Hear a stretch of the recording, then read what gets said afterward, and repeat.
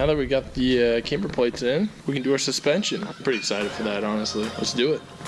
Let's open up the toy box. 300ZX hubs. So something like that. Obviously, old lube on there, real thick lube, and I'm just gonna clean it off. Since this is more of just a temporary install of everything, I'm gonna hold off on that and just rely on the residual that remains after I clean this. I was just picking this up to kind of, you know, test fit it. This flange with the differential with the drive shaft bolts is interfering.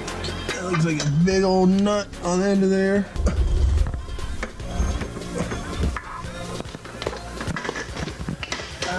So rather than try and remove this monster pinion nut, because I don't have axles on the car, and it would be a huge pain in the ass. These nuts and bolts hold the differential to this bracket, so I'm thinking if I take these nuts off and I use a couple washers to shim the nose of the differential up, it'll move this flange up for the sake of getting control arms on. I think that might work for us. I might test that by just loosening these.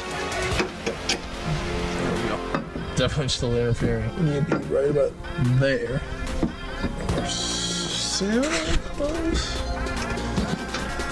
We can do it. So let's put these on. I just had these in here. They like slip in just a certain way.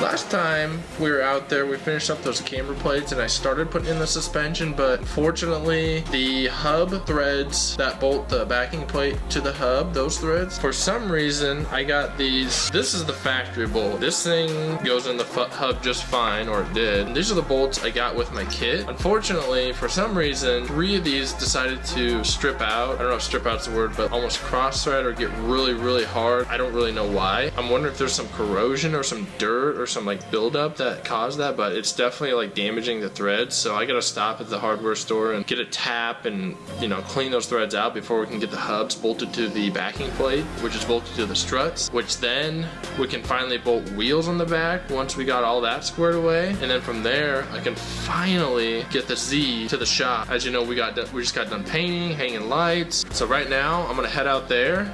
We're gonna get some work done. Fingers crossed, we'll have a car on the ground by the end of the evening, so wish me luck. Let's do it.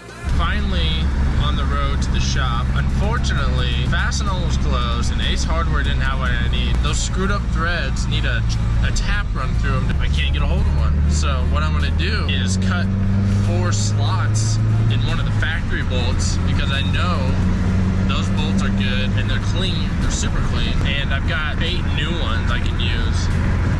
And it's basically gonna serve as a tab. To be continued. This is silly as hell, but I'm gonna use a freaking cutoff wheel to make these grooves in this bolt. This is the definition of improvising. So what I'm gonna do is grab my bolt with the vice grips. Don't try this at home, kids.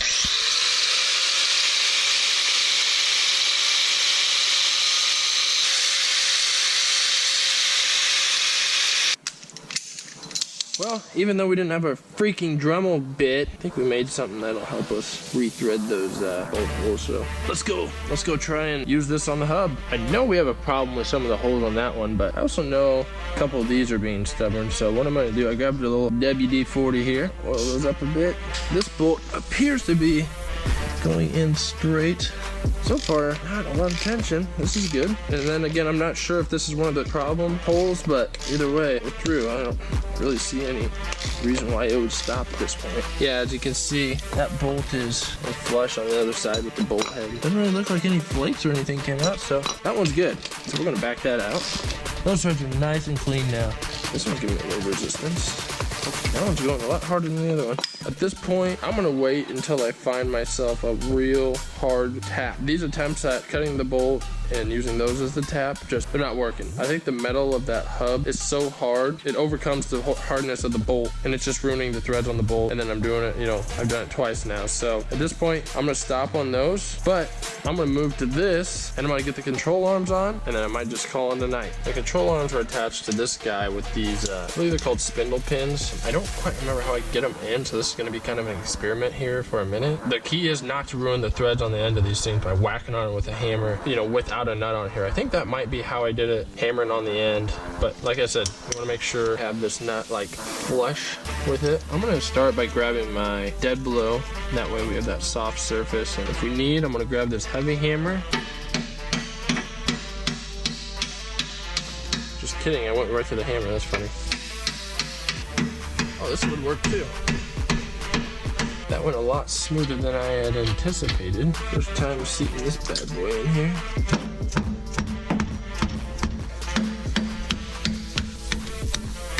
Those bolts are in. These on.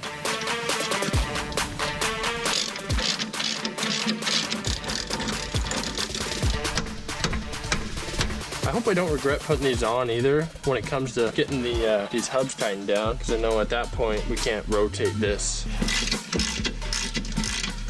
How many of you guys work on your own cars versus pay someone to do it? Click this poll button. I want to know. And also, if you haven't, hit the subscribe button down below. I'd appreciate the support, boys and girls. So let's see if we can't get these positioned. We're gonna start with the end caps on the drop mounts. That way we can get the control arms positioned where we want, and then we'll just come in on the front with that common bar. We'll need our Allen wrench for this. Okay, thread these guys in.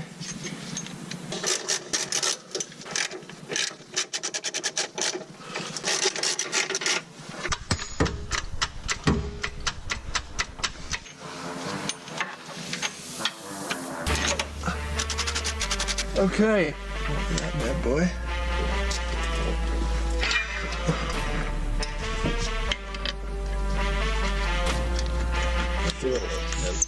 Temporary stuff.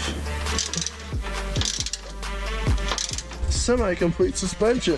Finally, the control arms are on. Both the struts are on. Finally, semi-ish complete. Now we just have to get the hubs attached, which involves cleaning up those boogered up threads. From there, we can bolt on wheels and this thing will be out of here. So even though we didn't get those threads cleaned up, and I wish we would have had the hubs on so that next time we can just come out and throw the wheels on and get out of here, shit happens, right?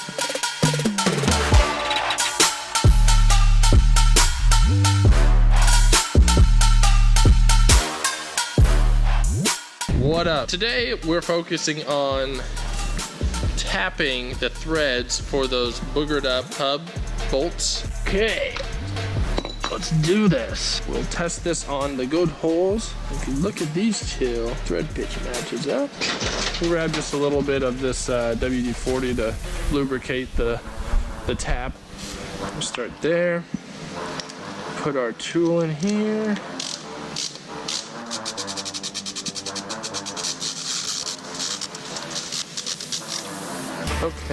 Okay, I think it's safe to say we fixed these threads. So let's take these two bolts that it has in it, pop it off. Might have to do a little hammering action because I think I kind of wedged it in there when I pulled it up against the backing plate with the bolts, and let's get her off. This ball hammer and flattened chisel. Just gonna whack the back of it. Whoa, did not expect that. Same process here. Okay, threads clean. I'm gonna wipe this down a little bit before I bolt it on.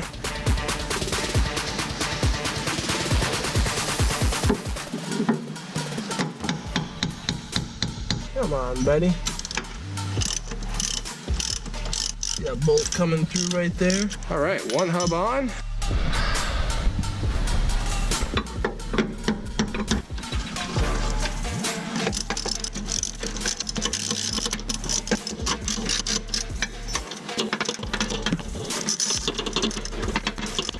Gloves are about done for. Grab another set.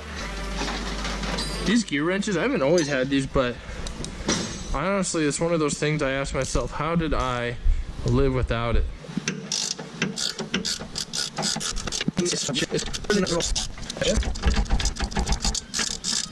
I can finally say that we are to a point where we can actually put the wheels on and set this thing on the ground. Okay. Okay.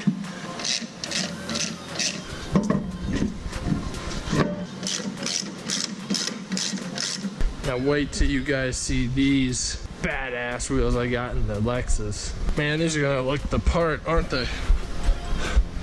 I hope they fit.